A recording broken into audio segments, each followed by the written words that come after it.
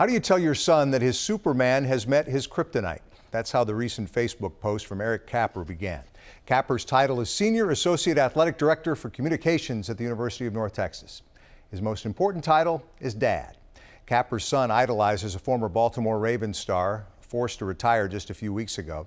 DeSoto and UNT product Zach Orr, I learned this week, is a guy worth idolizing. What's up with it, Case? On the field at UNT's Apogee Stadium, a reunion. Retired Ravens linebacker Zach Orr and 8-year-old Kason Capper. How you been? Yeah.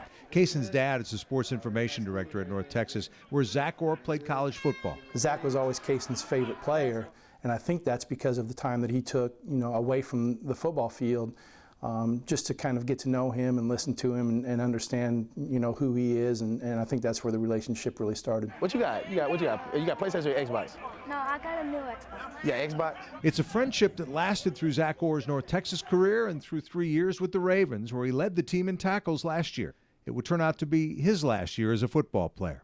A postseason CT scan revealing a spinal defect, making it too risky for Zach Orr to continue playing the game he loves. It could have been fatal. I could have died, and most doctors said I would have made it out to field alive if I had an injury to it. And when hearing that, and it just opened my eyes up to it, was like, man, and it really showed there's more to life than football. Man, it's all good, man.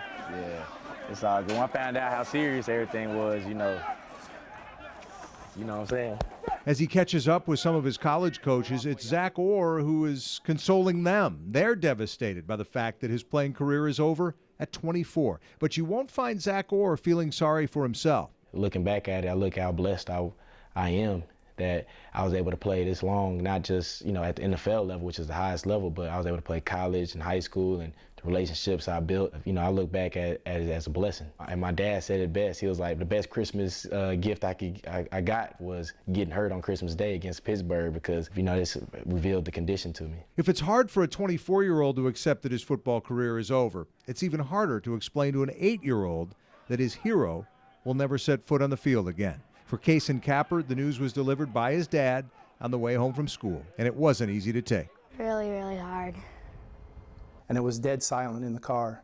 And I kind of knew what was happening, but I didn't want to say anything, and I turned around, and he had tears running down his eyes. And so we got home for a little bit, and we just sat in the car, and I told him, I said, you'll have a chance to see Zach, and you'll have a chance to talk about this, but just remember this, that God has bigger plans sometimes for people. We don't always understand why things happen. That's tough to hear when, somebody that you look up to, that you think is fine, and you don't physically see something happen to them, and they're not going to be playing, the game that not only that I love, but that he loves as well anymore.